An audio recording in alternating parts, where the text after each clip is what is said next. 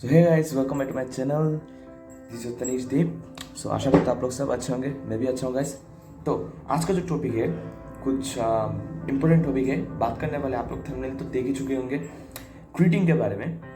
तो आज का जो टॉपिक है क्रीटिन, तो ये basically a very important topic, but anyone can't say that it's a dangerous supplement for our health, क्योंकि क्रीटिन एक रिसर्च में भी पाया गया है कि एक सेफ सप्लीमेंट है, एज वेल एज हम लोग का बॉडी में ऑलरेडी क्रीटिन प्रोड्यूस होता है। ठीक है, एक लिमिट तक प्रोड्यूस होता है जहाँ तक उसको चाहिए, बॉडी को चाहिए।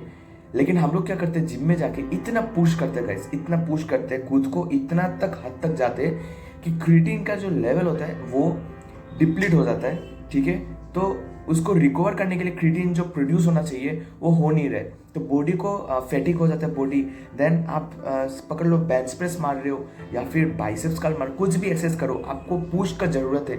मतलब फेलियर रेस में जाके आप एक्स्ट्रा 3 रेप्स मारना चाहते हो, वो मार नहीं पाओगे, किसी भी हालत में आप नहीं मार पाओगे, कत्ते नहीं मार पाओगे गाइस, क्योंकि तब आपको हेल्प का जरूरत होगा।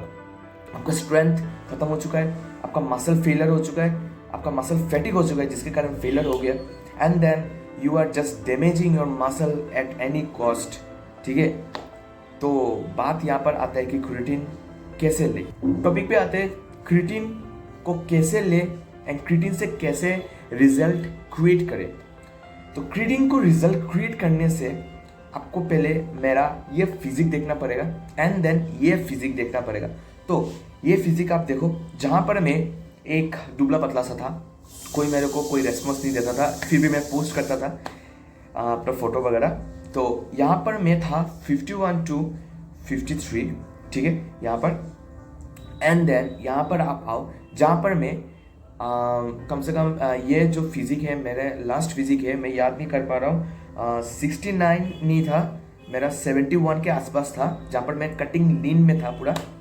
ठीक है, क्योंकि मैंने बल्क किया, बीच में मैंने बल्क किया गाइस, मैंने बल्क किया है, 75 kg का बल्क किया था मैंने, फिर मैंने कट कर दिया 71 या फिर 69 kg का कट किया था मैंने, 69 kg तक मैंने गया था, 69 kg कट नहीं किया, मैंने गया था, ये मेरा समझाने का वही है।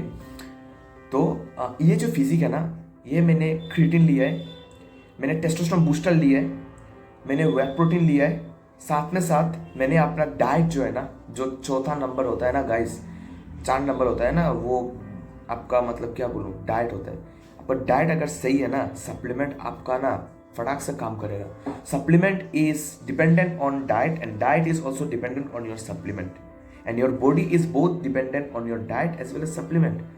तो समझा करो, सप्लीमेंट क्यों होता है, बैकअप होता है। जो चीज़ आपको डाइट से एक अमाउंट तक नहीं मिल रहा है, पकड़ लो आपको विटामिन चाहिए, नहीं मिल रहा है, आपको मल्टीविटामिन सप्लीमेंट लेना पड़ेगा, क्योंकि बॉडी का नीड है भाई। अगर आपको प्रोटीन नहीं मिल रहा है तो आपको प्रोटीन पाउडर खाना पड़ेगा वहाँ से। ठीक है, अगर आपको कैल्शियम नहीं मिला तो कैल्शियम का टैबलेट खाना पड़ेगा।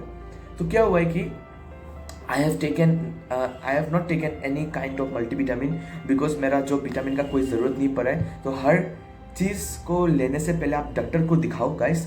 एंड क्रीटिन के बारे में अभी जो मैं आपसे बात करने वाला हूँ, उसके पहले आप एक बार सोच लेना लेने के पहले, और डॉक्टर के पास गाइडेंस करो कि आपका बॉडी का इशू सब ठीक है कि नहीं, आपका किडनी का जो कंडीशन है वो ठीक है कि नहीं। अगर आप ड्रिंकिंग कर रहे हो या फिर आपका कोई बैड हैबिट्स है, छोड़ना पड़ेगा, क्योंकि supplement will be affected to your health if you are not living any kind of नशीली चीज़। ओके, तो बैड हैबिट्स आपको छोड़ना पड़ेगा। तो चलो आते हैं हम लोग का क्रीटिन का इंटेक। तो क्रीटिन इंटेक 2 टाइप का होता है, एक होता है लोडिंग फेज, एक होता है ओवरलोडिंग फेज। लोडिंग फेज में क्या होता है, जहां पर आपका क्रीटिन एक मसल बेस्ड प्रोडक्ट पकड़ लो, जहां पर 3 ग्राम करके क्रीटिन देता है एंड 3 ग्राम क्रीटिन पर डे देता है। तो ये होता है लोडिंग फेज, जहां पर आप वर्कआउट के पहले लेते हो, या फिर कोई वर्कआउट के बाद लेता है, या फिर कोई सुबह ले लेता है डाइट के साथ। तो मैं प्रेफर करता हूँ वर्कआउट के पहले एंड वर्कआउट के आगे, अगर आप लोडिंग फेज कर रहे हो तो। ठीक है, लोडिंग फेज अगर आप कर रहे हो तो वर्कआउट के पहले एंड वर्कआउट के बाद।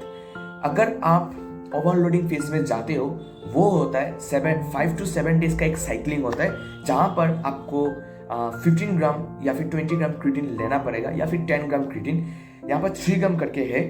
ठीक है, आपका एक स्कूप में 3 ग्राम दे रहे हैं, तो आप जब 3 स्कूप लोगे पहला दिन में, आपको 3 into 3 9 ग्राम करके मिल रहा है। नेक्स्ट दिन में आप क्या कर रहे हो, आप स्कूप इनटेक बढ़ा रहे हो, 4 scoop into 3 is equal to your 12 gram, then 5 scoop into 3 is equal to 15 gram, 6 scoop into 3 is equal to 18 gram. ऐसा करके आपको कैलकुलेट करना पड़ेगा एंड ट्रैक करके रखना पड़ेगा। आप 5 डेज टू 7 डेज, मैं तो बोलता हूँ अगर आप स्टार्टिंग साइकिल में हो, फर्स्ट साइकिल में आपको 5 डेज का साइकिलिंग करना पड़ेगा एंड देन सेकेंड साइकिल में जब आप जाओगे, वो कैसे करते हैं मैं बताऊंगा, तब आपको 7 डेज का साइकिलिंग करना पड़ता है या फिर 8 डेज का साइकिलिंग होता है। लेकिन 7 to 8 डेज के बाहर नहीं जाना चाहिए क्योंकि हम लोग का किडनी में ऑलरेडी बहुत सारा इफेक्ट पड़ चुका है गाइस।